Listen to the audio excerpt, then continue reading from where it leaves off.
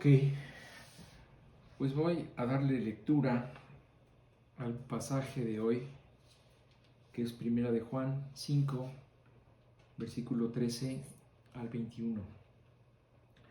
Dice así: Estas cosas os he escrito a vosotros, que creéis en el nombre del Hijo de Dios, para que sepáis que tenéis vida eterna, y para que creáis en el nombre del Hijo de Dios. Y esta es la confianza que tenemos en Él, que si pedimos alguna cosa conforme a su voluntad, Él nos oye.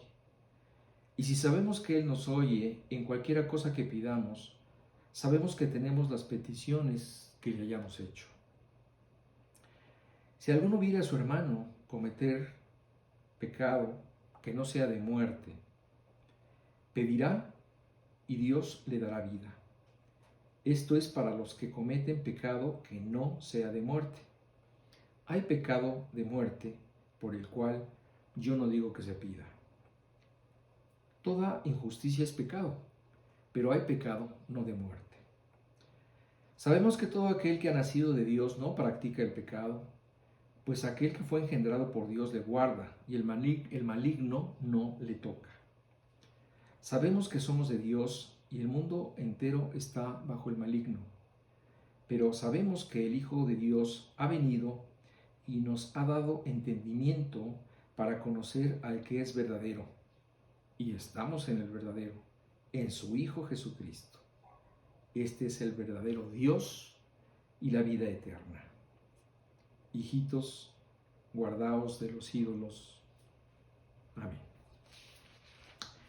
Bien, estamos aquí y vamos a ver nuestro último diagrama de flujo, ¿verdad? Que nos esquematiza lo que vamos a estudiar ahora, en donde toda la enseñanza parte de que somos hijos de Dios. Dios nos da dos promesas, una de ellas es que tenemos vida eterna y la otra es una invitación a la oración, y nos invita a entrar en la oración de forma confiada, porque Él nos oye y nos responde a las peticiones que están de acuerdo a su voluntad. También Juan nos va a hablar del pecado, nos recuerda que toda injusticia es pecado y nos menciona algo aparentemente difícil de entender, que es acerca del pecado de muerte, ¿verdad? Por otro lado, nos dice que el creyente no practica el pecado, ¿verdad? Y nos dice también que el maligno no le toca. Finalmente, Juan terminará haciéndonos ver que nosotros tenemos el entendimiento de la verdad, que Jesucristo es la verdad, que Él es Dios, que Él es la vida eterna, y nos da una recomendación final acerca de los ídolos. Bien, anteriormente, prácticamente en el versículo 12, ¿verdad? Con el versículo 12, Juan ya había terminado prácticamente el mensaje que pretendía dar en esta carta. Pero a través de la carta, de la palabra dicha, ¿verdad?, ha insistido en darnos diferentes argumentos y señales para darle al creyente, ¿verdad?, la oportunidad de analizar su vida para confirmarse en la fe, para que cada creyente tenga o no la certeza de que ha nacido de nuevo, de que es un hijo de Dios, de que cree en Él, etcétera, todo lo que ya vimos, ¿verdad? Y confirmado en esto, pues que Él pueda entrar abiertamente, ¿verdad?, en el gozo y en la seguridad inamovible que da la salvación. Él lo dijo en 1 de Juan 1:4 de la siguiente forma. Dice: estas cosas os escribimos para que vuestro gozo sea cumplido. Es decir, desde el comienzo de su carta, él está dando un anticipo, ¿verdad?, de lo que esta carta debe producir en la vida del creyente después de leerla, que es precisamente el gozo y la seguridad inamovible de saber que estamos salvados. Yo recuerdo en una ocasión una persona que me preguntaba que si la salvación se pierde. Y yo le explicaba que tú no puedes perder algo que tú no obtuviste y que te fue dado por Dios. El mismo Moisés decía acerca de las cosas que Dios hace. Decía en Números 23, 19, que Dios no es hombre para que mienta, ni hijo de hombre para que se arrepienta. Él dijo y no hará, habló y no ejecutará. Es decir, cuando Dios hace algo, nadie tiene la capacidad de deshacer lo que ya hizo. Cuando tú te conviertes, ¿verdad?, en ese momento Dios obra y lleva a cabo en ti muchas cosas que incluso hemos estudiado anteriormente, ¿verdad? Te regenera, te santifica, te justifica, etc. Pasan muchas cosas en el momento de tu conversión. Entonces, estas cosas suceden y ya no se pierden. Por lo tanto, la salvación no se pierde. Pero algo que sí debemos estar perfectamente seguros es de que tenemos esa salvación. No se trata de suponer, ¿no?, o de tener la esperanza de que somos salvos. No, se trata de tener la certeza de que lo somos. Por eso Juan, a través de esta carta, ha insistido tantas veces en preguntar: ¿amas a Dios? ¿Amas a tu hermano? ¿Tienes victoria sobre el pecado? Etcétera. Todas esos cuestionamientos que Juan nos ha estado haciendo para que nosotros tengamos la seguridad de nuestra salvación. Por lo tanto, el que tenga la salvación estará en un lugar seguro, ¿verdad? Y nada ni nadie lo va a mover de allí. Pero como les decía, hay que estar completamente seguros de que realmente estamos en la mano de Dios. Dice el versículo 13 y 14: estas cosas os he escrito a vosotros que creéis en el nombre del Hijo de Dios, para que sepáis que tenéis vida eterna y para que creáis en el nombre del Hijo de Dios. Y esta es la confianza que tenemos en Él, que si pedimos alguna cosa conforme a su voluntad, Él nos oye. Cuando Juan habla de estas cosas, ¿verdad?, se refiere precisamente a la carta que Juan acaba de escribir, dirigida a todo aquel que se identifica como creyente, como aquel que cree en el nombre del Hijo de Dios. Es importante recordar brevemente que creer en el nombre del Hijo de Dios no se está refiriendo al nombre en sí de Jesús, ¿verdad? Es decir, no está hablando como quien ha encontrado en su nombre una palabra mágica o un conjuro para alejar el mal o invocar el bien. No, no es la palabra o el nombre en sí mismo a lo que se refiere Juan, sino a lo que hay detrás de ese nombre. Creer en el nombre de Cristo es creer lo que Él es y creer en su obra. Haciendo esta aclaración, entendemos que creer en el nombre del Hijo de Dios tiene un significado más profundo de lo que se pudiera entender en primera instancia. El amplio entendimiento de lo que significa su nombre, ¿verdad?, solo haya cabida en aquel que realmente tiene una relación con Dios. Entonces, dice Juan: y a ustedes que ya tienen su fe en Jesús, les comparto como epílogo de mi enseñanza dos cosas muy importantes. Ustedes tienen vida eterna y no dejen de orar. Vida eterna. Bueno, Juan se dirige al lector creyente y le dice que no te dé pena saberlo, que no te dé pena decir que estás salvado. Dice, estas cosas os he escrito a vosotros que creéis en el nombre del Hijo de Dios, para que sepáis que tienes vida eterna. Entonces, Juan está diciendo, mira, todo esto que escribí tiene la finalidad de que sepas, de que tengas la seguridad y la certeza de que tienes vida eterna en mi nombre. Entonces, a partir de esta seguridad que nos da Juan, no es nada pretencioso como creyente decir que el Dios es nuestro, que el cielo es nuestro, que la vida eterna es nuestra.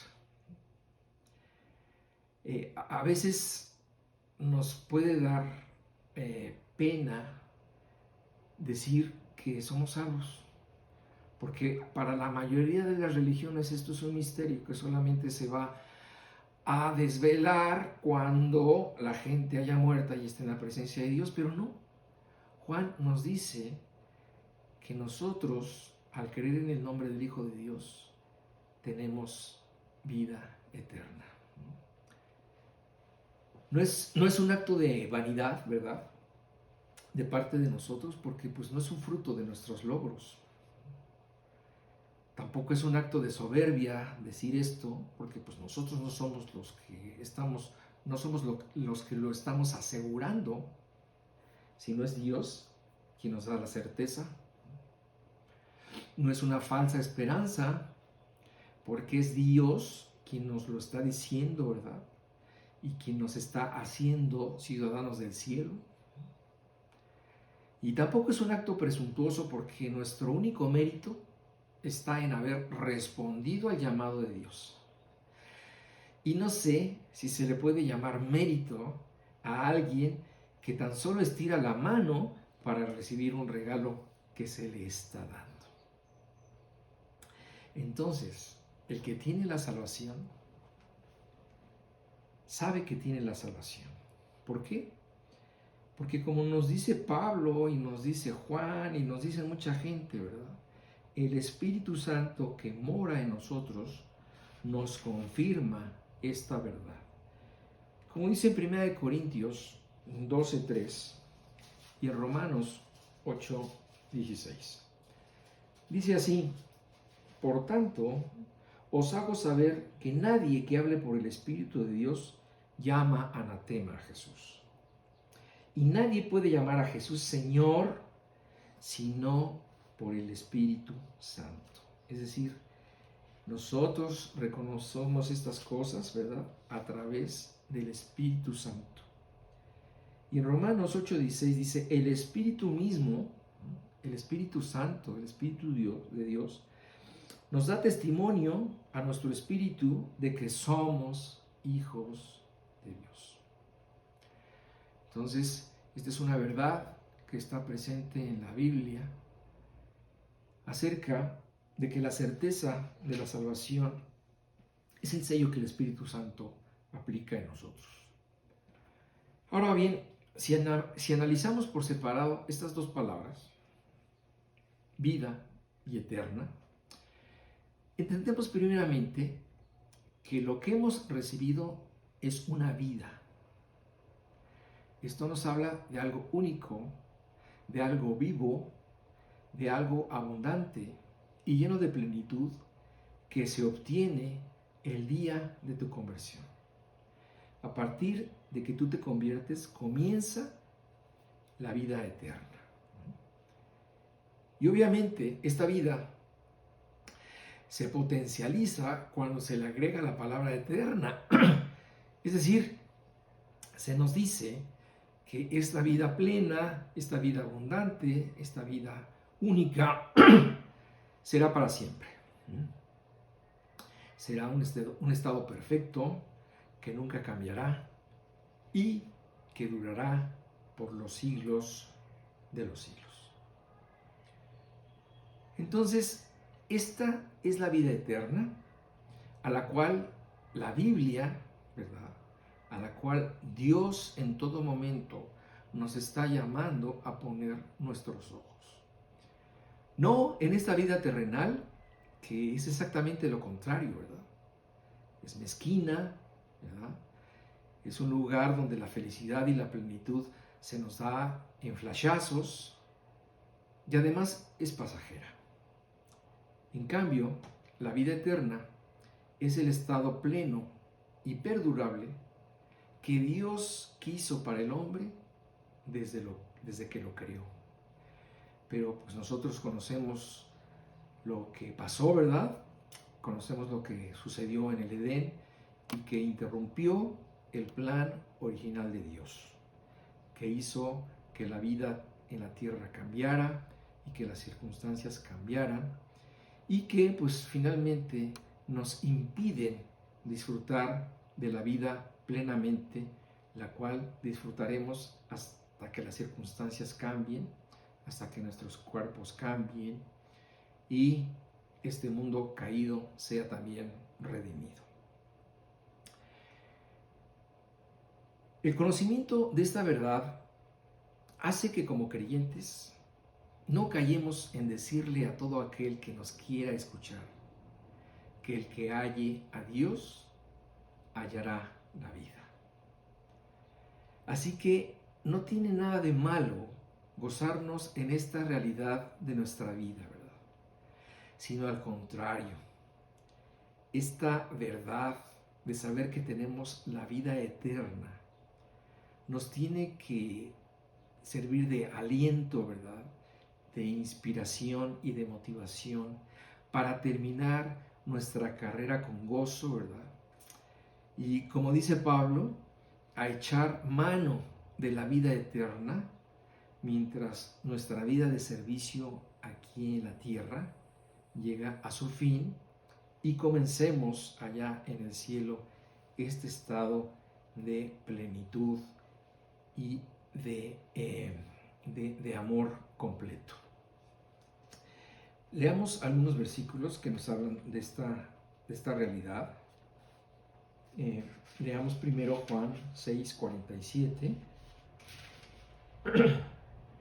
que dice así: de cierto os digo, el que cree en mí, está hablando Jesús, son palabras literales de Jesús, reportadas por Juan, dice, el que cree en mí tiene vida eterna. Y en el versículo 10:28 dice, y yo les doy vida eterna, sigue hablando Jesús, y no perecerán jamás, ni nadie las arrebatará de mi mano. Y la misma lógica juanina nos lo repite en el 17:3, donde dice, y esta es la vida eterna, que te conozcan a ti, el único Dios verdadero, y a Jesucristo, a quien has enviado. Y también Pablo nos dice en Tito 1:2 lo siguiente. Dice, en la esperanza de la vida eterna, la cual Dios, que no miente, prometió desde antes del principio de los siglos. Es decir, Dios ya hablaba de la posibilidad de tener la vida eterna desde el principio de los siglos y se vio concretada y se vio al alcance del hombre a través de Jesucristo. La otra recomendación que les dije al principio que nos da Juan es acerca de la oración. El siguiente paso al cual nos quiere llevar Juan es precisamente al de la oración. Juan, podríamos decir que está tocando dos puntos básicos, pero son fundamentales. Porque de nada nos sirve estar pensando en cosas más complicadas si estamos descuidando las bases y los fundamentos de la fe. Y mira, tú puedes saber muchas cosas. Y si eres una persona estudiosa, pues no tendrás fin de estar todo el tiempo detrás de libros y libros de teología. A través de los siglos se ha escrito tanto de la Biblia que si el día de mañana desaparecieran todas las Biblias del mundo, vamos a suponer que esto fuera posible y que de pronto ya no hay ninguna Biblia, esta se podría reconstruir a través de todo lo que se ha escrito de ella y de todas las citas que se han hecho de ella en otros libros. Así que no tendríamos ningún problema de reconstruir nuestras Biblias a través de todo lo que se ha escrito de ella, a través de siglos y de siglos. Desde luego, es bueno estudiar la Biblia. Debemos hacerlo. Más allá de solo leerla, tienes que estudiarla. Eso es lo que hacemos todos los domingos, ¿verdad? La leemos, profundizamos y extraemos el jugo de su enseñanza. No queremos basar nuestro conocimiento en la experiencia, que puede ser cambiante en cada uno, ¿verdad? Sino en la doctrina que está presente en cada versículo. Pero es importante, más allá del mucho conocimiento que podamos obtener a través del tiempo, es importante siempre remitirnos al principio, a conservar los cimientos que nunca van a moverse, ¿verdad? Por eso son cimientos, porque son inamovibles. Y lo único que tenemos que hacer es construir sobre ellos, ¿verdad? Sobre estas dos verdades, por ejemplo, acerca de la salvación, de la vida eterna y de la oración. Entonces, no olvidemos que la oración es uno de esos pilares de la vida cristiana. Y Juan nos alienta a que depositemos nuestra confianza en que Dios oye nuestro clamor. Cientos de versículos en la Biblia nos alientan a orar, pero también nos orientan para hacer una oración inteligente, como en este caso. Esta es la oración que va de acuerdo a la voluntad de Dios. ¿Y cuál es su voluntad? Pues guardar su palabra. Así que si dentro de tus oraciones hay alguna oración que está en contra de sus mandamientos, pues mejor guarda silencio porque no va a prosperar. Ahora bien, yo comprendo que a veces no es tan claro entender cuál es la voluntad de Dios. Y esto puede desalentarnos al no saber cómo orar. Desde luego, entre más conozcas a Dios, más vas a saber lo que a Él le agrada y lo que jamás aprobará. Pero si aún así existe la duda, la oración, como nos acaba de decir Juan, que nunca falla, es cuando oras conforme su voluntad. Y esta enseñanza la vemos en algunos pasajes. Por ejemplo, cuando Jesús le enseñó a orar a sus discípulos, ¿verdad? A través del muy conocido Padre Nuestro. Y Él les dijo que en esta oración contenía esta frase: hágase tu voluntad, ¿verdad? Esta es una frase dentro de este modelo de oración que nos dio Dios y dice: hágase tu voluntad. Y también en Getsemaní, ¿verdad?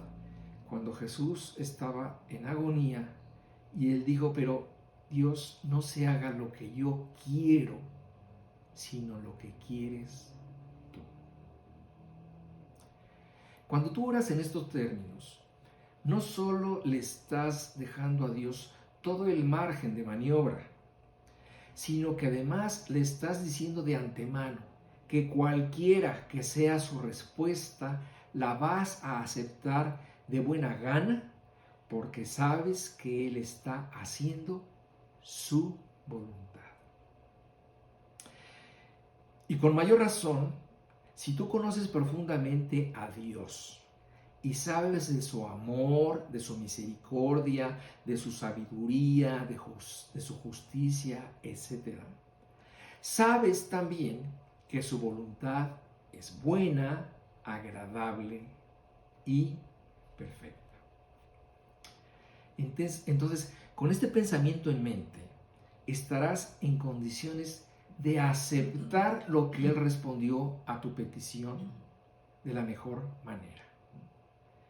Y fíjate que te dije, y aceptarás la respuesta, no necesariamente que la entenderás. Esto lo hemos hablado en otras ocasiones, ¿verdad? Porque a veces es difícil entender las decisiones divinas. En la circunstancia en la que estamos pasando, ¿verdad? Existe un dolor de por medio, o lo que estamos viendo no concuerda con nuestra lógica, no checa con nuestra forma de ver las cosas, pero debemos confiar en que en su amor Dios ha decidido lo mejor. Dice el versículo 15, y sabemos que Él nos oye en cualquiera cosa que pidamos. Sabemos que tenemos las peticiones que le hayamos hecho.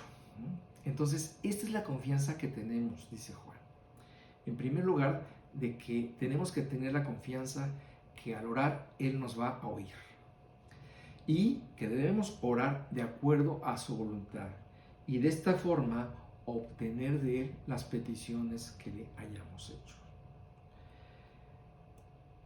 Dice aquí que tenemos las peticiones que le hayamos hecho. Entonces, este verso es una garantía de que si confiadamente oro y lo hago conforme a su voluntad, entonces estoy comprometiendo de esta forma a que Dios inminentemente contestará a mis peticiones. La mayoría de las veces sí, pero debemos entender que hay miles de circunstancias que pueden intervenir. No es por falta de poder de Dios, ¿verdad? No es por falta de amor de parte de Él. Simplemente es que a veces las cosas se contraponen con algún designio mayor de parte de Dios. Yo recuerdo el pasaje cuando a Jesús se le informó que su amigo Lázaro estaba enfermo. Era de esperarse que Jesús se hubiera puesto a orar en ese momento por su salud, ¿verdad? Pero dejó que la enfermedad de su amigo avanzara y finalmente murió. Más tarde, Marta y María, las hermanas de Lázaro, le reprocharon a Jesús que no hubiera actuado a tiempo. Y otros también ahí dijeron, ¿no podía este que abrió los ojos al ciego haber hecho también que Lázaro no muriera? Pero Jesús sabía que la muerte de Lázaro serviría para un propósito mayor. Cuando finalmente Jesús estuvo frente al sepulcro de Lázaro y lo llamó de la muerte a la vida, fue tan poderoso ese testimonio que Jesús fue glorificado por tan asombroso milagro. A veces, detrás de una oración no contestada o contestada de otra forma, se encuentra escondido un bien superior por parte de Dios. Y como les decía, en ocasiones lo vamos a entender, pero no siempre. Yo diría que la mayoría de las veces no. ¿Por qué? Pues porque no estamos capacitados, ¿verdad?, para entender la mente de Dios. Pero sí estamos capacitados para confiar en que su decisión fue la mejor. Dice el versículo 16. Si alguno viera a su hermano cometer pecado que no sea de muerte, pedirá y Dios le dará vida. Esto es, para los que cometen pecado que no sea de muerte. Hay pecado de muerte por el cual yo no digo que se pida. Aquí Juan nos está llevando a una situación extrema, ¿verdad? y nos avisa que hay pecados de muerte. Y Juan dice, si alguno viere a su hermano, es decir, está hablando de un creyente, o por lo menos de alguien que se identifica como tal. Y dice, si alguno ve que otro creyente comete un pecado que no lleva a la muerte, debe orar por él. Pero si es un pecado que lleva a la muerte, no tiene caso orar por él. Y uno se queda, bueno, ¿de qué está hablando Juan, verdad?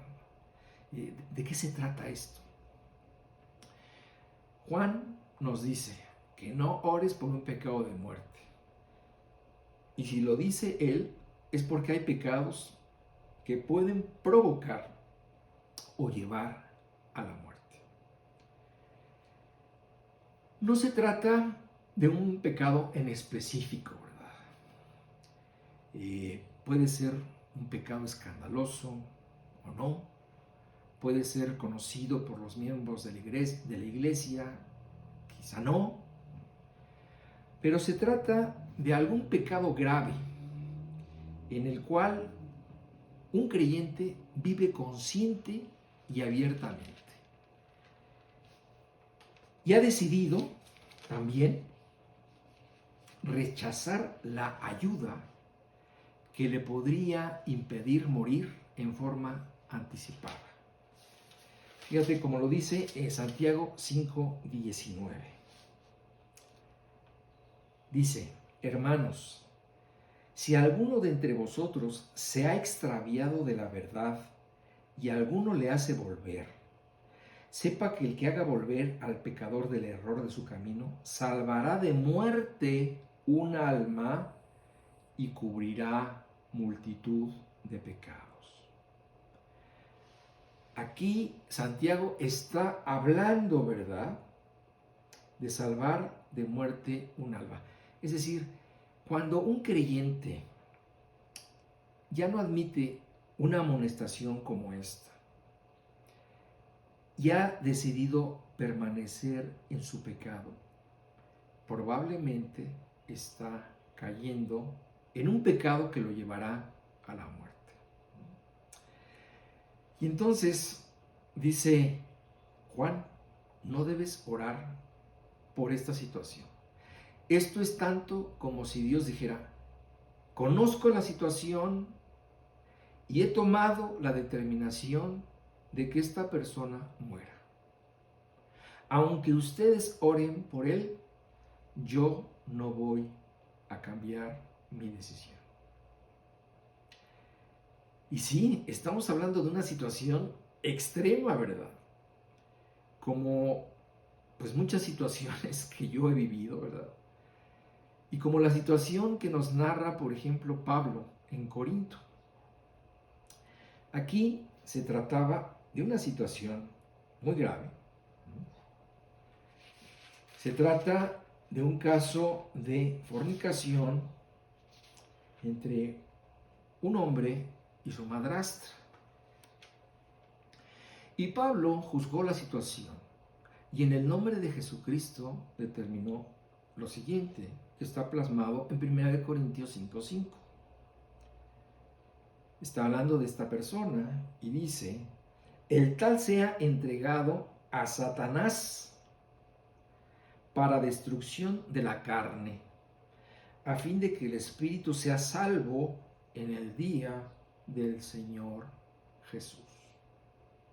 La humanidad, la carne de este hombre, ¿verdad?, lo había llevado a tal situación que merecía la muerte, precisamente para que su alma no tuviera pérdida el día del juicio. Y podemos leer otros casos, por ejemplo también en Hechos 5:3. Aquí se nos narra de una situación en los primeros días, en los días de la iglesia primitiva cristiana, donde Ananías y Zafira murieron cuando le quisieron mentir al Espíritu Santo. Y dijo Pedro, Ananías, ¿por qué llenó Satanás tu corazón para que mintieses al Espíritu Santo y sustrajeses el precio de la heredad? Al oír Ananías estas palabras cayó y expiró. y vino un gran temor sobre todos los que lo oyeron.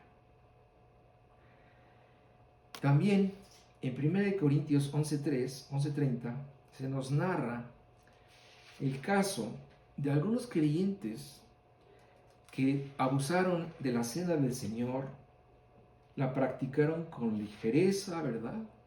Y finalmente ellos también fueron condenados a enfermedades o a muerte. Dice 1 Corintios 11:30, por lo cual hay muchos enfermos y debilitados entre vosotros y muchos duermen, es decir, muchos ya mueren. Y mira, algo que debemos entender es que la Biblia no es el libro que escribieron los vencedores para decir solo las cosas buenas y encubrir las cosas malas de las personas, ¿no? La Biblia no está de parte del pecado de nadie, sino al contrario, describe y delata la conducta pecaminosa de reyes y de hombres consagrados, para que precisamente nosotros aprendamos de sus errores. Incluso, ¿verdad? Por esta razón nos alienta a andar en temor y temblor todo el tiempo de nuestra peregrinación, a ser conscientes de nuestra condición humana en la que todos podemos caer como cayeron estas personas del ejemplo. Afortunadamente, en estas situaciones extremas, ¿verdad? El que toma la situación de acabar con la vida de alguien es Dios y no el hombre. Y hemos de entender que ya para que Dios juzgue tan severamente esta situación, es porque en primer lugar, Él ya ha sido gravemente ofendido e ignorado. Y en segundo lugar, está tratando de evitar daños colaterales. Evitar empeorar el testimonio que pudo haber tenido esta persona y evitarle perder alguna recompensa que haya obtenido por su servicio a Dios en otro momento de su vida. Claro, aunque sabemos que Dios puede terminar con la vida de cualquier persona, sea creyente o no sea creyente, y determinar que muera anticipadamente si es su deseo. Finalmente sabemos que solo Dios tiene la capacidad de juzgar las diversas situaciones en las que pueden estar estas personas. ¿Por qué? Porque cuando Él determina que mueran anticipadamente, es porque Él conoce el corazón de todos. Y solo Él es capaz de ver si esta persona pudo haberse arrepentido más adelante, o si finalmente ya entró en una espiral de caída libre que solo se puede detener con la muerte. Estas son esas cosas que a veces son misteriosas para nosotros, que son difíciles comprender, pero que pasan. Y qué bueno, finalmente, ¿verdad? Que Dios es el que toma estas decisiones, porque Él es un Dios misericordioso en gran manera, ¿verdad? Dice la Biblia que Él es tardo para la ira y amplio en perdonar. El problema de fondo aquí es que hay personas que no le dan importancia a una vida de pecado. Muchos creyentes que jugaron con esto murieron prematuramente, no entendieron la forma como esto ofende a Dios y tampoco fueron capaces de ver las consecuencias que su pecado podría tener sobre ellos mismos y sobre sus seres queridos. Como dice Juan, todo pecado ofende a Dios porque toda injusticia es pecado, pero hay pecado de muerte y hay pecado no de muerte. Dice el versículo 18 y 19, sabemos que todo aquel que ha nacido de Dios no practica el pecado, pues aquel que fue engendrado por Dios le guarda y el maligno no le toca. Sabemos que somos de Dios y el mundo entero está bajo el maligno. Pues ya, finalmente, con las últimas gotas de tinta, Juan nos recuerda las marcas de un nacido de Dios. No practica el pecado. Y aunque, como lo estudiamos en su momento, el creyente no es infalible ni perfecto, no es un esclavo del pecado. Dice Juan que el maligno no le toca, ¿verdad? Él ha aprendido a guardarse en Cristo Jesús de los dardos de fuego del maligno. El creyente también, por otro lado, se reconoce y se identifica como hijo de Dios en medio de un mundo que está bajo el control de Satanás. Dice el versículo 20, pero sabemos que el Hijo de Dios ha venido y nos ha dado entendimiento para conocer al que es verdadero, y estamos en el verdadero, en su Hijo Jesucristo. Este es el verdadero Dios y la vida eterna. Entonces un hijo de Dios no está en tinieblas, porque no está bajo la sombra de Satanás, no está bajo su dominio, porque no ignora la palabra de Dios, ¿verdad? Él vive en luz y en el entendimiento que le han dado las Escrituras acerca de todos los aspectos de la vida y del Dios verdadero. Es verdad, antes de conocer a Dios pertenecía a las tinieblas, tenía el entendimiento entenebrecido, la mente llena de oscuridad y de telarañas. Vivía ajeno de la vida de Dios por su ignorancia y por la dureza de su corazón, ¿verdad? Como lo explica Pablo en Efesios 4:18. Habla precisamente de nuestra situación sin Cristo. Dice, teniendo el entendimiento entenebrecido, ajenos de la vida de Dios por la ignorancia que en ellos hay, por la dureza de su corazón.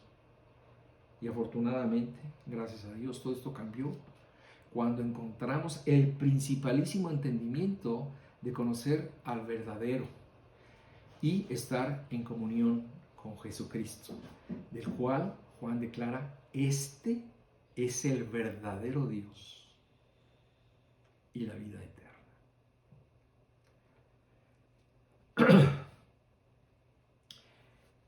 En el último versículo de esta carta, Juan dice, hijitos, guardaos de los ídolos. Amén. Para no dejar, en virtud de que entendemos la verdad y al verdadero Dios, Juan les recuerda a muchos que ahora pertenecen a la Grey y que en otro tiempo fueron unos idólatras empedernidos. En este caso, Juan se está dirigiendo a esta carta que seguramente fue escrita en Éfesos, seguramente está teniendo en mente a todos aquellos adoradores de Diana, de los Efesios, ¿verdad? De la que nos habla Lucas en el libro de Hechos. Y dice que se guarden de los ídolos, ¿verdad? Quizás estaba en una transición de pensamiento, en un crecimiento espiritual en este sentido, ¿verdad? Y entonces de pronto parece difícil trasladar esta recomendación de Juan al presente, donde suponemos que está por demás darla a aquellos que se identifican como hijos de Dios. Pero debemos recordar que el concepto de idolatría va más allá de adorar a una simple figura de yeso. Un ídolo es cualquier cosa que ocupe el lugar de Dios en tu corazón. Y aunque no seas tan inocente como para ver en un pedazo de madera a Dios, sí puedes caer en el engaño de hacer del dinero, del placer, de tu casa, de tu coche, de tu carrera, etc., un ídolo. En esencia, y en resumen, el consejo de Juan al decirle a los creyentes que se guarden de los ídolos de hoy es: no te desvíes, no te distraigas, guarda tu corazón para el dueño de tu corazón, Dios. Hermanos, que Dios los bendiga. Maranatha.